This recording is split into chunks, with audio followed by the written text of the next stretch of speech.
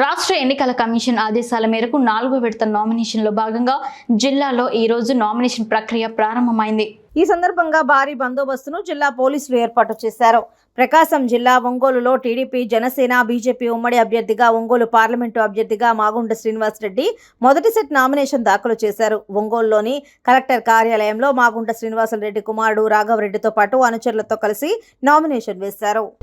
2024 సంవత్సరంలో జనరల్ ఎన్నికలు అనేది 17 లోక్సభ జరిగి 18వ లోక్సభకి ఆంధ్రప్రదేశ్ అయితే అసెంబ్లీకి కూడా జరుగుతున్న ఎన్నికల్లో ఇవాళ నుంచి నామినేషన్ల పర్వం కూడా మొదలైంది. ఈరోజే మాగుంట శ్రీనివాసరెడ్డి నేను తెలుగుదేశం పార్టీ ఒంగోలు లోక్సభ అభ్యర్థిగా నామినేషన్ ఫైల్ చేసి వచ్చాను. నేను ప్రకాశం జిల్లా ప్రజలందరూ కూడా మాగుంట కుటుంబం గురించి 33 సంవత్సరాలుగా చేసిన సేవలు అనేది కూడా ఎప్పుడు గుర్తుపెట్టుకొని ఉన్నారు.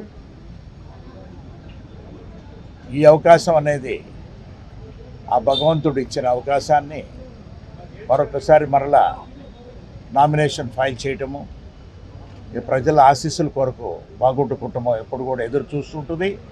ఇంకా సేవ చేయాలని మా కుటుంబంలో కూడా మా తనయుడు రాఘవరెడ్డి, ఇంకా అందరూ కూడా ఎవరైనా కూడా మాగుంట రాఘవరెడ్డి అందరూ కూడా ప్రజాసేవలోనే మాగుంట కుటుంబం ఉండాలి. అందులో ఒంగోలులోనే కూడా పూర్తిగా ప్రజాసేవలో ఉండాలని నిర్ణయం చేసుకున్నాం. కాబట్టి దయచేసి ఒంగోలు ఓటర్ మహాశైలు, పార్లమెంటు ఓటర్ మహాశైలందరికీ ప్రత్యేకంగా మాగుంట కుటుంబం తరఫున వారందరికీ కూడా హృదయపూర్వక నమస్కారాలు తెలుపుకుంటూ ఈ అవకాశాన్ని ఇవ్వండి.